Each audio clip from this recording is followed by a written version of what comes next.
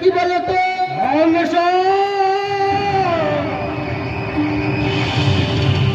এই প্রজন্মটাকে ধ্বংস করবো আমি রে আমি।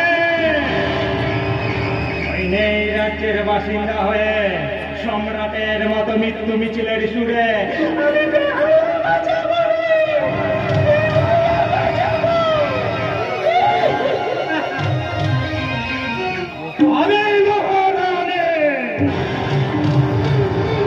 অশান্তির রাজ্য থেকে অশান্তির পচা গলা মৃতদেহগুলোকে তুলে নিয়ে আসবো রে। দুর্গন্ধে ছেয়ে যাবে গোটা বিশ্ব।